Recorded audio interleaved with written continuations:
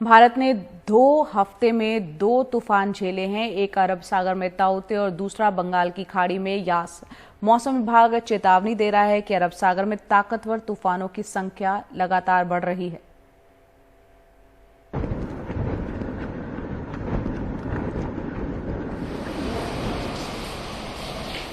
सुबह सुबह ओडिशा के तट से जब तूफान यास टकराया तो उसकी रफ्तार 130 से 140 किलोमीटर प्रति घंटे की थी, जो तबाही मचाने के लिए काफी थी।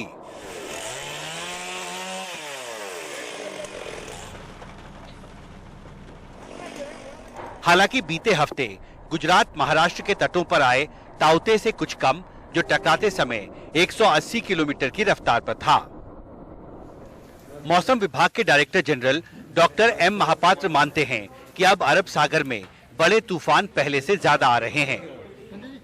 पहला सवाल यह है कि पिछले एक हफ्ते में भारत को 2 साइक्लोन से निपटना पड़ा है, वेरी सीवियर कैटेगरी के साइक्लोन से, और तटीय इलाकों में विशेषकर जो लोग रह रहे हैं, लाखों लोग को जो वहां से रिहैबिलिटेट आपको करना पड़ा, हटाना पड़ा, उनके मन में ये चिंता है कि क्या ये एक ट्रेंड है जो आगे भी बना रहेगा और क्या इसकी वजह क्लाइमेट चेंज है, क्या क्लाइमेट चेंज की वजह से साइक्लोन्स की फ्रीक्वेंसी बढ़ रही है भारत के तटीय इलाकों में। इसके लिए एक इंटरनेशनल एक्सपर्ट कमेटी बना हुआ है।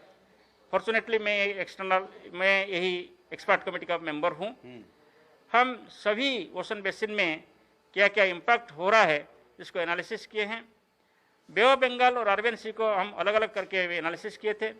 एनालिसिस से ये प्राप्त होता है कि अरबियन सी में जो इंटेंस साइक्लोन्स बन रहा है उनका फ्रीक्वेंसी बढ़ रहा है।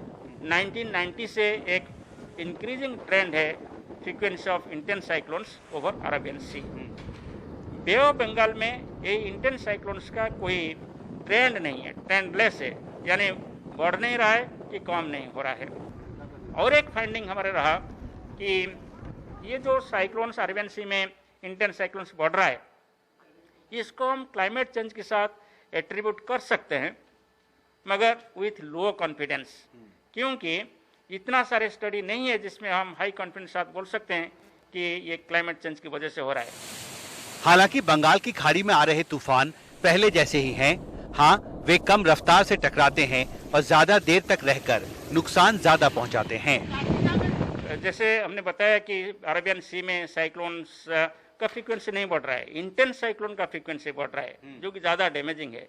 इसके लिए हमको तैयार होना पड़ेगा और भारत मौसम विज्ञान विभाग की तरफ से हमारा जो ऑब्जर्वेशनल सिस्टम से, मॉडलिंग सिस्टम से, कम्युनिकेशन सिस्टम से, अर्ली वार्निंग सिस्टम से, इसको हम निरंतर डेवलप कर रहे हैं। मौसम विभाग के आकलन के मुताबिक ताउते ने लक्षद्वीप से राजस्थान तक करीब 1800 किलोमीटर की दूरी तय की, जबकि यास ने करीब 1000 किलोमीटर का सफर किया।